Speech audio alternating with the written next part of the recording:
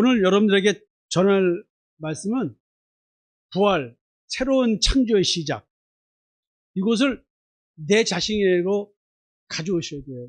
왜 우리 교회 표를, 우리 사랑과 마음 상담센터 표를 제가 그렇게 고민하면서 Love and Heart, 마음을 치료하시는 하나님의 사랑이 있는 곳, 요거를 요약해서 성경에 나와 있는 마라의 샘 얘기와 예레미야 선지자의 그 인간 존재에 대한 세상 만물 중에서 가장 부패한 것이 사람의 마음이라는 이런 얘기들을 통해서 하나님은 치료의 하나님이다. 그럼 치료하시는 하나님께서 우리의 질병, 암병을 고치고 이런 거 치료하시려고 그러시나? 그게 아니거든요. 존재의 변화입니다. 오늘 본문 말씀대로 오늘 부활은 예수님의 이야기가 더 이상 아닙니다. 지금 나의 존재를 완전히 새롭게 하는 하나님의 사건, 이것을 알게 하고자 오늘 본문을 듣겠습니다. 그래서 어려운 이야기지만 부활을 우리는 믿는다라고 말할 것이 아니라는 게, 부활은 더 이상 믿는 사건이 아닌 거예요. 부활은 이제 나의 존재를 완전히 바꾸는 오늘 현재 발생하는 현재적 사실로, 현실로 받아들이는 것이다. 부활하셨지, 나 믿어. 그게 아닌 거예요. 부활은 믿음의 사건이 아닙니다. 믿는 사건이 아니에요. 내 사건이에요. 요걸 위해서 오늘 본문을 말씀드립니다. 도대체 부활이 뭐예요?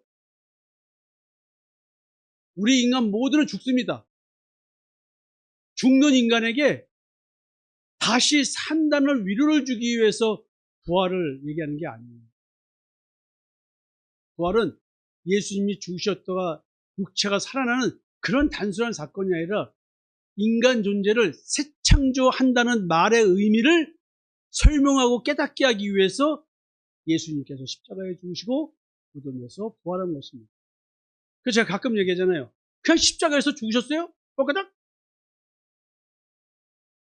로마 병정들이 끌어내려고 할 때 짜자잔! 짱! 살았지?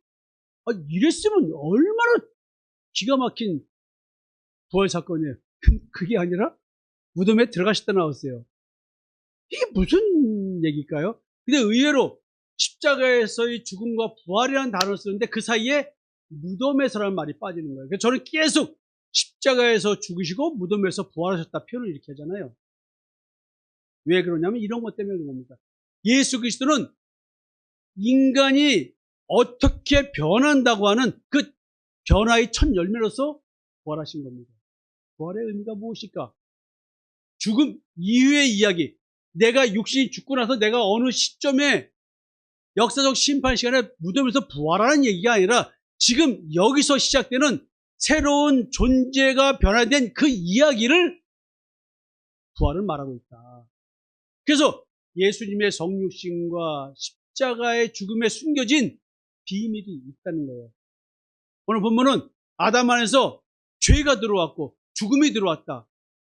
죄와 죽음의 인간이 시작되었는데 끝은 예수님으로 말미암아 죄에서 우리는 해방되고 죽음에서 해방된, 죄의 종, 율법의 종, 사망 권세의 종에서 해방된 그런 새로운 피조물이 시작된다. 이 얘기를 하고 있다. 아담 안에서 예수 안에서, 아담 안에서 예수 안에서. 그래서 성육신은 예수님이 율법 아래에 옛사람의 모습으로 온 거예요. 죄와 사망 상태에 있는 인간의 모습으로 오셨지만 예수님은 죄가 없으신 분이다 얘기합니다. 그래서 성육신은 하나님께서 인간에게 약속하신 하나님의 언약을 성취하러 오신 겁니다. 그것이 십자가의 비밀입니다. 우리가 요한계시록을 지금 나누고 있습니다. 요한계시록을 보니까 처음 하늘과 처음 땅으로서의 옛사람은 파괴시킨다.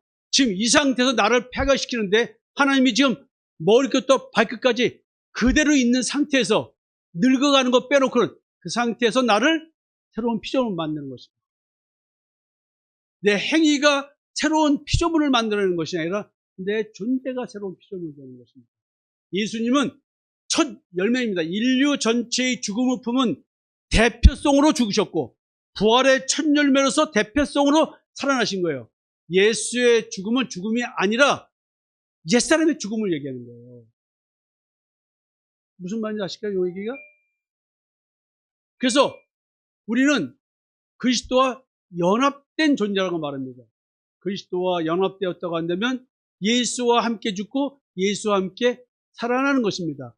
우리는 아담 안에서 사망의 존재고 그리스도 안에서 생명의 존재입니다. 결국 나는 누구 안에 있는 존재예요. 존재 자체가 누군가와 연합되어 있는 상태라는 거예요. 마귀와 연합되어 있든지 하나님과 연합되어 있든지 거짓 영과 연합되어 있든지 진리이신 성령과 함께 연합되어 있든지 우리는 누구 안에 있는 존재다. 따라서 내가 누구와 연합되어 있다는 말은 내가 누구의 통치를 받는다는 얘기인데 내가 누구의 통치를 받는가에 따라 나의 정체성은 결정된다. 즉 내가 겉으로 보기에 내가 보기에 아무리 선을 행하고 의로운 행함을 한다 할지라도 내 정체성이 아담 안에 있다고 한다면 나는 마귀의 자녀로 있는 겁니다. 내가 느끼기에 나는 의일 뿐이지만 하나님의 관점에서는 아니란 얘기입니다. 나의 마음 안에서 죄가 왕인가 은혜가 왕인가 내가 누구와 하나가 되어 있는가 굉장히 중요합니다. 나는 누구와 연합되어 있는가? 여러분 우스갯소리 합니다. 내가 연합되어 있는데 예를 들어 저 얘기를 하겠습니다. 제가 우리 집사람과 결혼이라는 걸로 연합됐잖아요. 내가 다른 여자와 바람을 핀다면 불륜을 저지른다면 나는 부정한 남편입니다. 예수를 믿는다고 하고 하나님을 믿는다고 하면서 마음은 온갖 탐심의 지배를 받으면서 우상을 숭배하고 있다면 성경은 이걸 가지고 간음하는 연이라고 부르고 있습니다.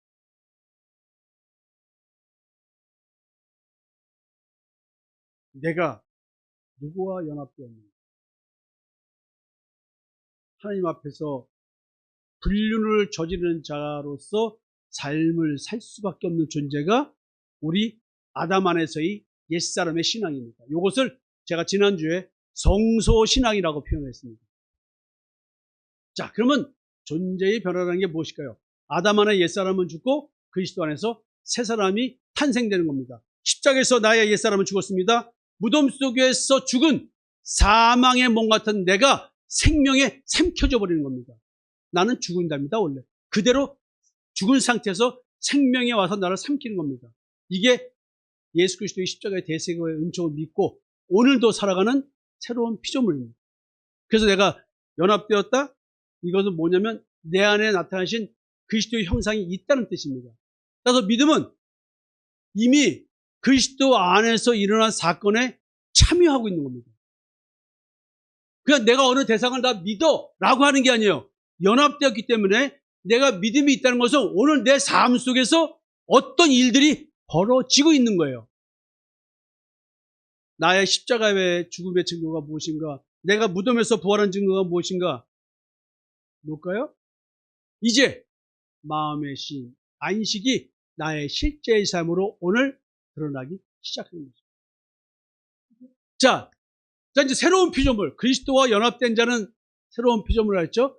그럼 내가 존재의 근본적 변화의 과정을 걷고 이 신앙 고백이 나오는 거잖아요. 아니, 하루아침에 죽고 땡 했으면은 거기에 은혜와 감사가 있을까요? 여러분 잘 보세요. 이 과정 없이 그래 나는 새로운 피조물인데 하는 사람 많이 보죠. 기껏해야 술 끊고 담배 끊고 유행가 안 부르고 교회 열심히 다닌 거 가지고 새로운 피조물이래. 성경은 그렇게 얄팍한 말씀이 아니에요. 존재의 변화가 없는 새로운 피조물은 탄생이 불가합니다. 그게 뭘까요? 행위 변화를 새로운 피조물의 증거로 제시하는 자신의 옛사람의 믿음의 행태가 분별되지 않으면 나는 오늘 가짜입니다. 행위 완벽주의적으로 양심의 가책이 없는 더 나은 삶의 태도를 살고자 하는 것이 아니라 이미 새 사람이 된 삶을 사는 겁니다. 온전하게 된 양심으로 하나님을 섬기는 자입니다. 이제 이런 표현을 아시겠죠? 온전하게 된 양심. 그래서 이런 사람은 현실 속에서 형제 사랑이 이루어집니다. 아니 내 아내만 사랑하는 건 누구 못해. 내 남편만 사랑하는 건 누구 못해. 내 자식 생명 바치기까지 내 자식 사랑하지 못할 엄마 아버지가 어디 있어요? 진짜 이상한 아들 딸 아니라면. 영화 보세요. 그 속속인 아들이 감옥에 갇혔는데도 그 엄마가 헌신적으로 찾아갑니다. 저는 영창에 갇히진 않았지만 1월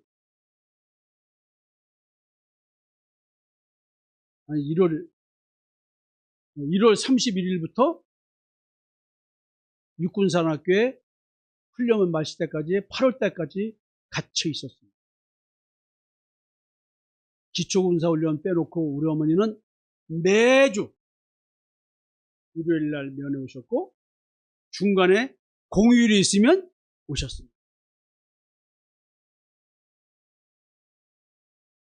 돼지불고기 바리바리 싸들고 여러 사람 먹을 거.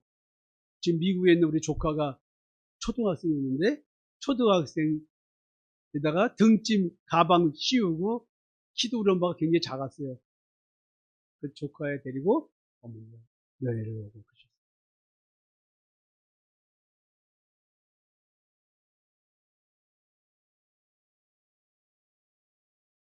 형제 사랑이라고 하는 것은 이렇게 내 식구를 사랑하는 건 쉽잖아요. 형제 사랑은 내 자식이고 내 혈육이기 때문에 사랑하는 마음이 생기는 것이 아니라 혈육에 무관하게 예수 믿는 자를 먼저 사랑할 줄 알고 내가 예수를 믿는 자라면 믿지 않는 자에게 복음을 전하는 것이 형제 사랑입니다.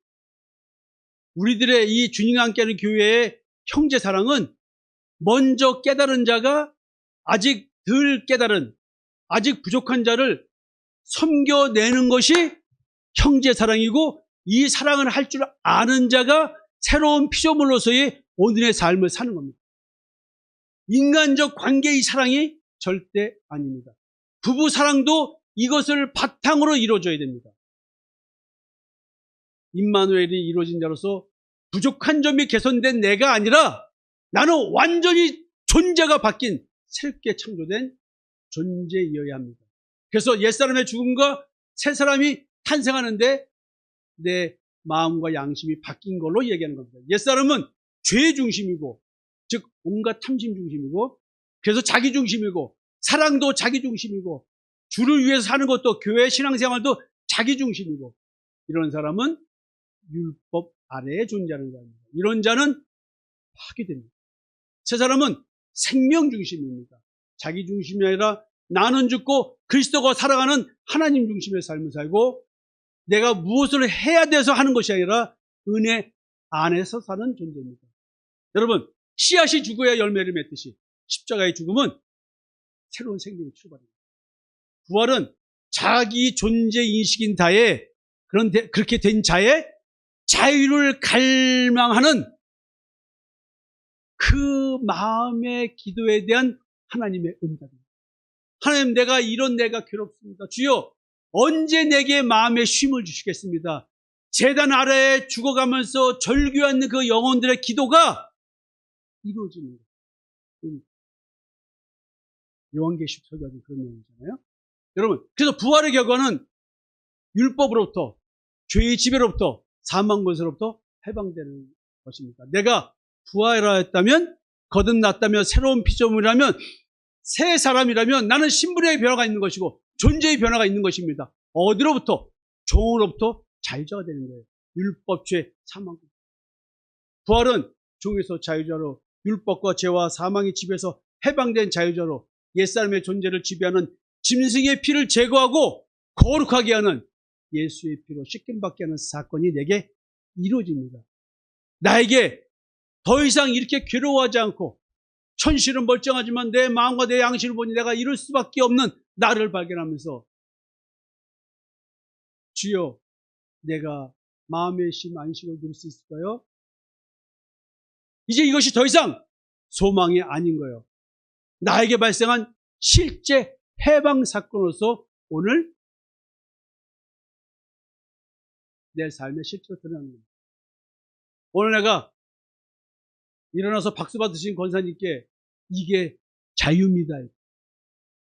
오늘날 나도 모르게 뭔가 묶인 쇠사슬에서 풀어진다는 느낌. 저는 실제로 그런 느낌을 가졌어요.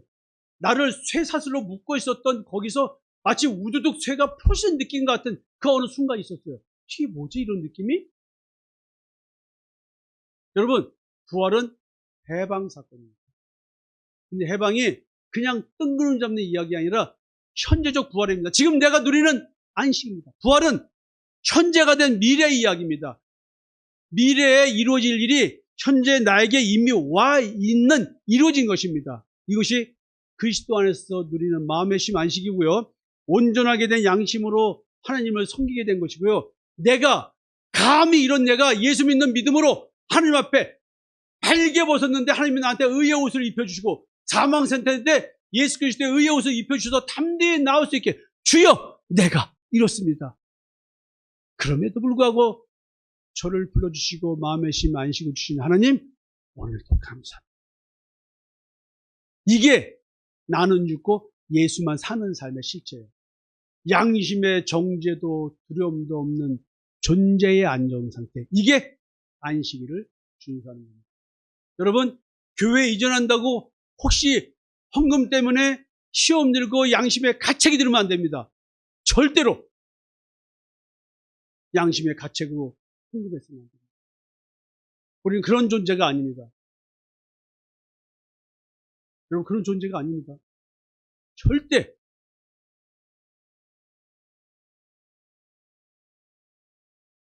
여러분 참된 안식은 무엇이며 참된 거룩은 무엇일까요?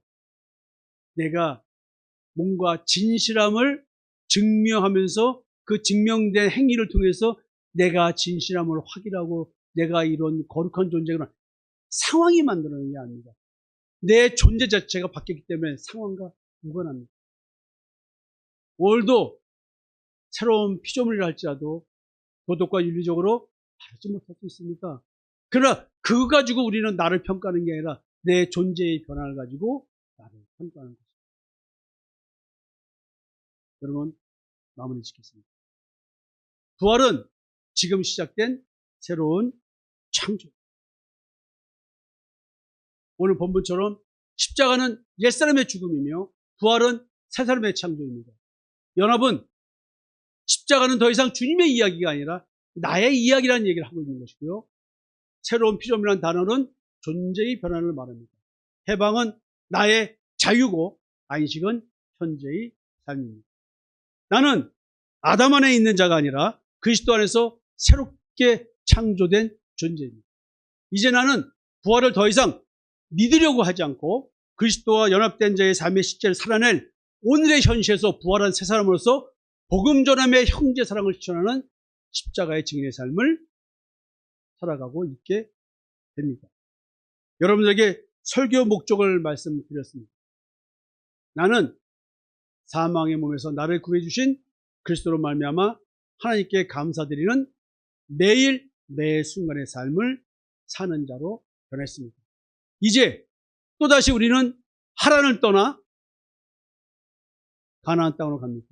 이제 거기서 우리의 사역이 구체화될 것입니다.